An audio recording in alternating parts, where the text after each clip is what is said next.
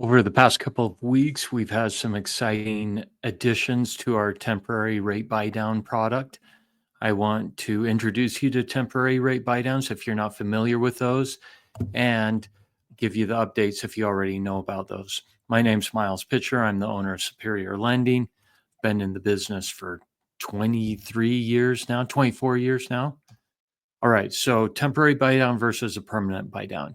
You've probably heard for sure of the permanent buy down. That means you're buying points, discount points, buying the rate down for the life of the loan. The temporary buy down is exactly what the name suggests. The front end of the loan, either 1 year, 2 years, or 3 years, the rate is lower, easing you into that monthly payment. If you stay in the temporary buy down loan, at some point it will go back to the permanent rate of the loan for the life of the loan. So let's look at a little bit more here.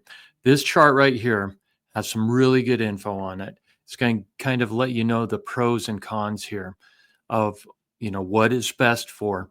A couple of things on here I want you to take a look at is understanding that the temporary buy down is best for short-term savings and you're planning to refi.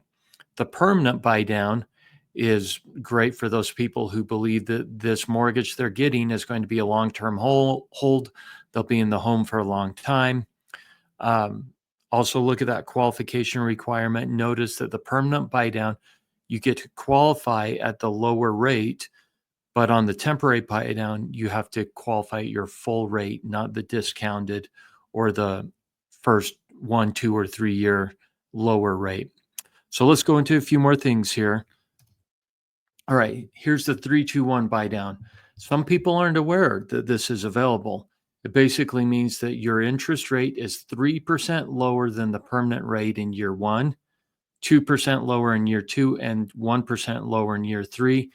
At the start of year 4, through the rest of the life of the loan, you'll be at your permanent or full rate. This assumes that you don't refi during this period, any of these years, or that you just pay off the loan in full. Here's an example of a $500,000 loan, permanent rate, full rate at 6.5%. So you could see that year 1 we're at 3.5. Principal and interest on that would save you $915 over the permanent rate. So take a look at that. 2-1 buy down, same thing, except that year 1's 2% lower, year 2 is 1% lower, and year 3 is at the full rate. Here's an example again. You can see this on a $500,000 loan amount, how much it saves you per month on having that in place.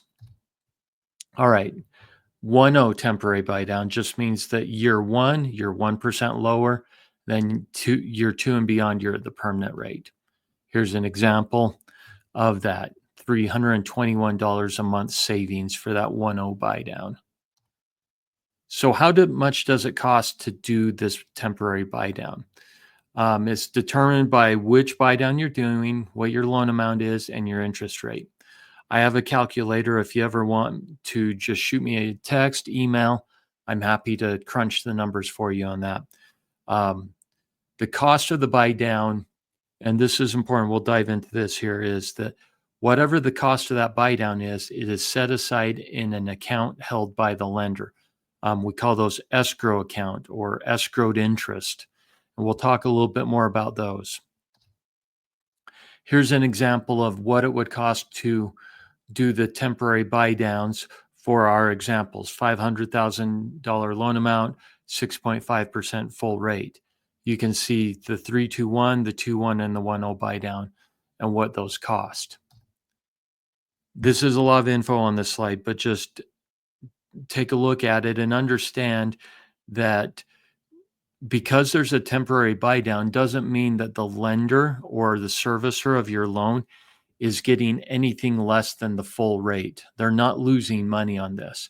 So if our full rate is 6.5%, what happens if you look at that example at the bottom and let's say the 3-2-1 buy down, the borrower is going to make that monthly payment in year 1 of $22.45. The difference that's missing, which happens to be 3%, $915, is going to come out of that special escrow or set aside savings account that the lender's holding to make up the full payment, so that the lender collects and gets paid their full payment. We just have the borrower paying at 3.5% and the escrow account paying the missing 3%. So here's a kind of a diagram. Again, this is our same example on a 3-2-1 buy down. Year one example, the borrower pays at 3.5%. The escrow account's chipping in the 3%. Together, it gets the lender the full payment amount. That escrow account is awesome because if you decide to refinance somewhere down the road, whatever is left in that escrow account is available for you. It comes back to you, right? It's used as a principal reduction or a loan balance reduction at the time you refinance. So if you do a temporary buy down and you refi after 1 year, great. You don't lose that money that's been put aside in that escrow account. Okay. That's super important. And it's a huge advantage to doing a temporary buy down. So who can pay for this temporary buy down? We've talked about what it costs on there, but if you're purchasing a home, the most common way is to have the seller pay your temporary buy down. And that temporary buy down from the seller, can cover your closing costs, including the cost of that buy down.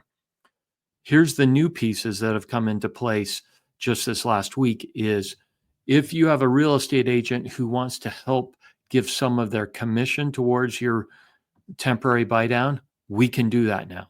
That is awesome.